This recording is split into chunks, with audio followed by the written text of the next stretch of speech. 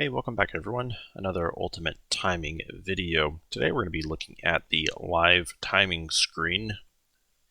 This is going to be primarily where everyone is going to be looking at, both as a race director or track owner, or even drivers in that sense, but we'll get into that in another video.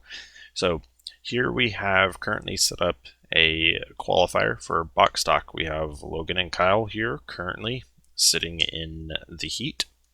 So we'll go through what we see here. As you can see, we have a practice and race timing toggle, so switch between whether you're in a practice mode or you're going to be racing. Then you have your different rounds, Q1, Q2, and your main. So this will increase depending on the number of qualifiers you chose from what we saw in our previous video during a race day setup. And then you also have different heats that you can toggle in between within each of these rounds as well. So since we're only doing currently one round and one heat at the moment, that's kind of what we have. And then if we go back into here, we can go and generate Q2. And if we go back to live timing, you can see that it is now showing up there. So as we can see, we have our total number of laps stat here. We have a top qualifier and the fastest lap. Still working out some kinks regarding some of these things, why these are being filled out and where that's pulling from. We have our laps timer and the timer remaining as well.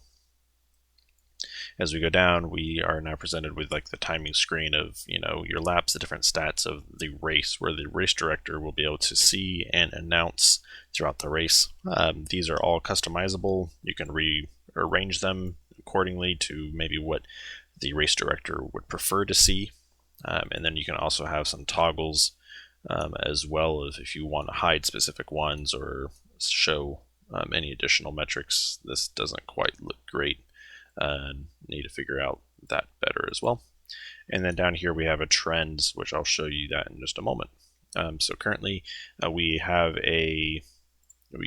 don't have this hooked up in a timing loop, so we're going to do some mock kind of testing here.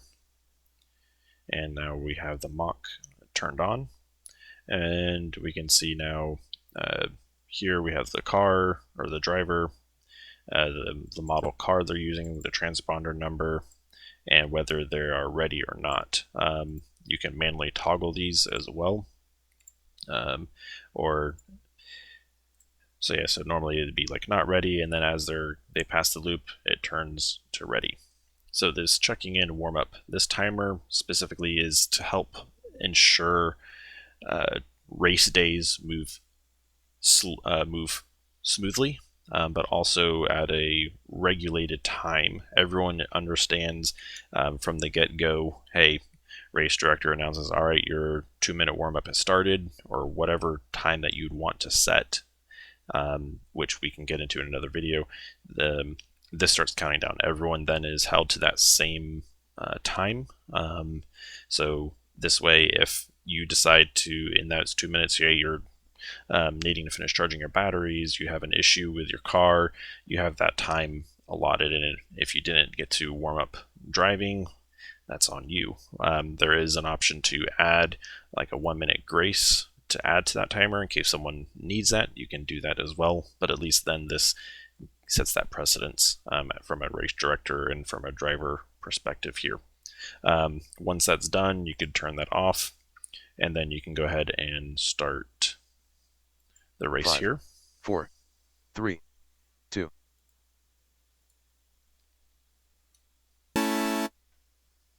Logan. Kyle. So we see that the qualifying heat has started with a countdown, the announcer calling out the driver's names to start. And since we're just kind of simulating qualifying, the cars will start turning in their laps.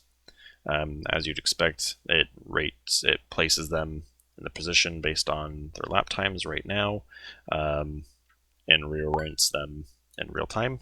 Down here we have a trend chart for each of the drivers.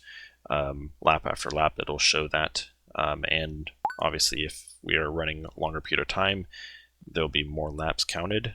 As time progresses and more times get counted, then this graph will actually move and you can scroll between it. So there's that. 5, 4, 3, 2, 1. Time is up. Keep racing until your name is called. All right, so now the time is expired. We're to see that the drivers are still running. The next time they cross the loop, after their Kyle 1 done. minute timer, it will change 5 from laps. finished. 1 minutes 4.10. Logan set the fastest run with 6 laps in 1 minute and 9.56. That's the TQ for now.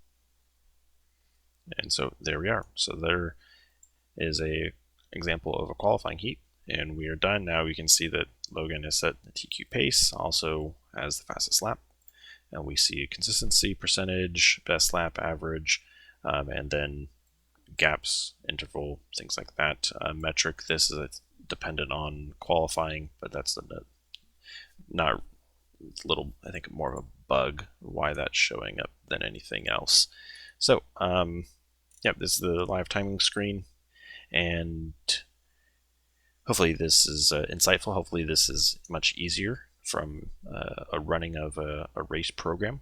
So let me know your thoughts.